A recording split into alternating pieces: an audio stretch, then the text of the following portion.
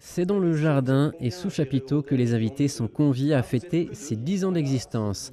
L'Eurodev Center, qui accompagne les porteurs de projets, a démarré son activité en 2008 en pleine crise économique, ce qui ne l'a pas freiné dans son activité. Depuis 10 ans, on a accueilli effectivement 627 porteurs de projets, on a sensibilisé 520 étudiants à la création d'entreprises et on a pu voir l'émergence d'une quarantaine d'entreprises hébergées avec la création de 200 emplois. L'agglomération Forbach Porte de France a été à l'origine du projet. Elle a fait appel à la société Interface pour animer la pépinière. En 2008, 2 employés qui sont toujours là ont investi le bâtiment qui lançait la requalification d'une ancienne friche industrielle. On se sentait bien seul, on était deux. Et puis il y avait une entreprise à côté, Pemtech.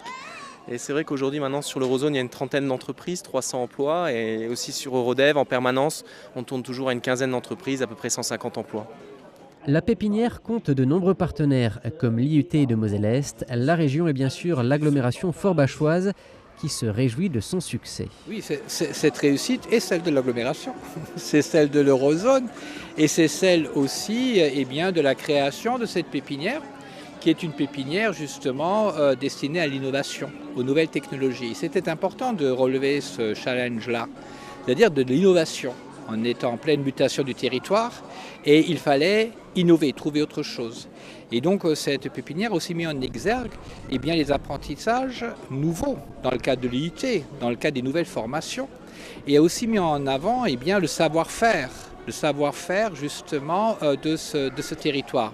On est aussi dans la recherche-développement et on a la capacité de créer de l'innovation, de nouvelles technologies. Il n'y a pas d'école pour être gérant, il n'y a pas d'école pour être dirigeant, il y a des écoles pour apprendre des techniques. L'anniversaire ne pouvait se dérouler sans l'intervention des chefs d'entreprise, ces porteurs de projets qui ont bénéficié de l'accueil, du soutien et des conseils de la pépinière. En 10 ans, ils ont été des centaines, dont 70 par an donnent naissance à une entreprise. Des entreprises qui, pour certaines, décrochent des marchés à l'international. Des entreprises créées ici, je ne vais pas les nommer, il y en a plusieurs parce que je risquerais peut-être d'en oublier. Mais il y en a plusieurs qui sont aujourd'hui, et j'ai rencontré quelques patrons, qui sont aujourd'hui d'avoir des marchés en Espagne. D'autres qui font des marchés à l'international, d'autres qui sont jusqu'en Asie.